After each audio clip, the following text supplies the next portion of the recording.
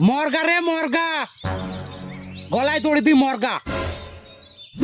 কা পুরুষ কোথাকার, বারবার বলি তোকে যে একটা চায়ের কেটলি লেগা আর একটা বিস্কুটের প্যাকেট লেগা আর চা চিনি কিনি পথে পথে চা করি বেচি বেড়াগা, তাও তো বইয়ের গুলাম খাইতে হইতো না তোকে।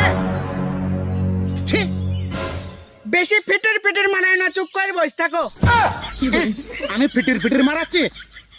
ভালো কথা বললি দোষ নাকি? খাট যত পারবি বইয়ের গোলাম খাট। এই শুনছো? বললো আমি স্কুলে চলে গেলাম, ঘরটা মোছার পর থালা বাসনগুলো মাজবা আর তাড়াতাড়ি ভাত রান্না করবা। ওই রোজ রোজ আমি লেটে ভাত খেতে পারবো না। আর হ্যাঁ, আমার কাপড়গুলো কেচে রেখে দিবা।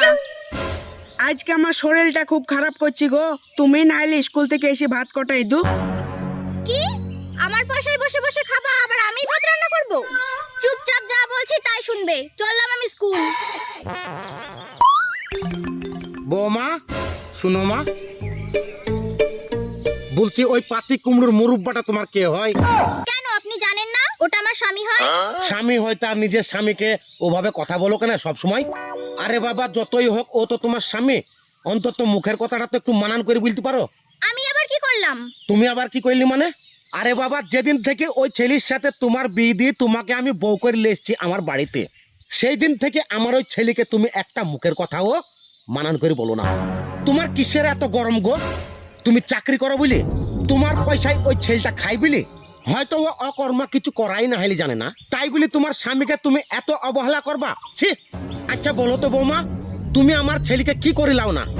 ওয়াকে তুমি সব কিছু করে লাও, ঝাঁট দেওয়া থেকে ধরে, বাসন মাজি লিয়া থেকে ধরে, কাপড় কাচা ধরে, ভাত রান্না করা থেকে ধরে সব করে লাও। এমনকি তুমি তোমার শোয়া খাটের মশারিটা পর্যন্ত টাঙিয়ে লাও, তুমি নিজে হাতে টাঙাও না। আর এত অবহেলা করো তুমি নিজের স্বামীকে? সব করতে হবে আপনাদের। আমি চাকরি করি, আমার বেতনে খান। আপনারা করবেন না তো কে করবে? আপনাদেরই করতে হবে। প্রীতি প্রীতি, তোর খবর খুব খারাপ রে বোন। প্রীতি দিদি, তোমার সব সর্বনাশ হয়ে গেছে। খবর খুব খারাপ, সর্বনাশ হয়ে গেছি। কি হয়েছে রে? দিদিকে জিজ্ঞাসা করো, দিদি বলবি।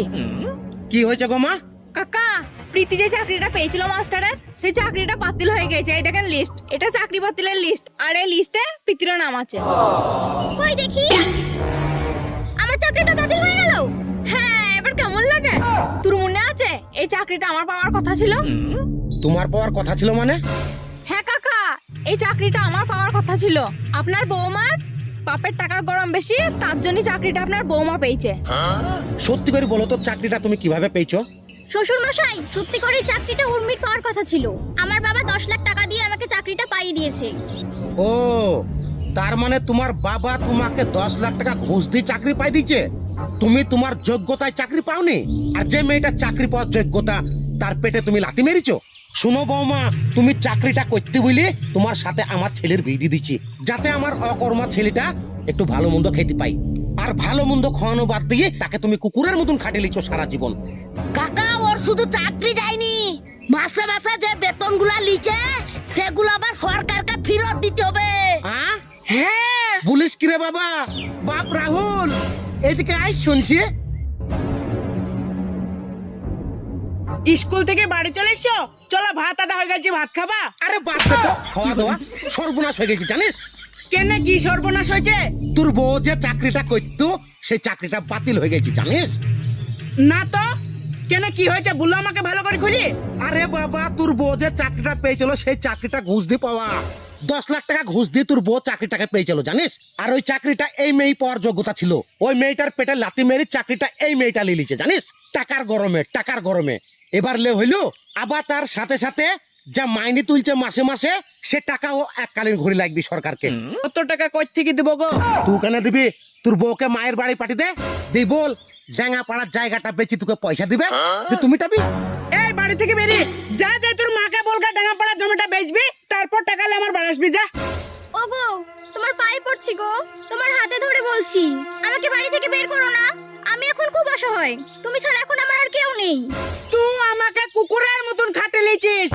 আবার পরশুদিন রাত্রে কারেন্ট ছিল না, তুই আমার সাথে সারা রাত পাকায় হওয়া করে লিছিস। আবার সকালবেলায় হাগা পানি পর্যন্ত তোকে বইলে দিয়ে দিতে হয়েছিল। এটা শুন, তুই যদি আমার বাড়িতে থাকিস, এবার থেকে তুই আমার হাগা পানি বইলে যাই দিবি, আর আমাকে ভাত এদি খাওয়াবি, ঠিক আছে? কি মজা, ঘুরতে চাকরি। চলে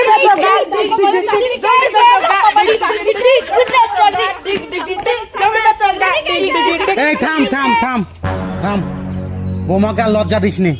দেখ বৌমা এখন সত্যি অসহায় জানিস, বৌমায়ের এখন চাকরি চলে গেছে, এই মুহূর্তে বৌমায়ের সাথ দিতে হবে আমাদেরকে। এইভাবে বৌমাকে ঠাট্টা করা দরকার নাই। যতই হোক আমার বাড়ির বউ, বুঝলি তো, আর আমার বাড়ির বউ বেইজ্জতি হয়ে বাপের বাড়ি যাবে এটা আমি কিন্তু চাইনি। তাই বলছি রে বাপ, বৌমায়ের চাকরি চলে গেছে তা কি হবে, তবুও আমরা বৌমাকে আমার বাড়িতেই থুবো। দরকার হয় দুই বাপ বেটায় রাস্তায় ঘুগনি বেচে বেড়াবো, চানাচুর বেচে খাবো, তবুও আমার বাড়ির বউকে বাইরে দিয়ে পাঠাবো না, বুঝলি তো। ঠিক আছে বৌমা যাও, আমি দেখছি কি করা যায়।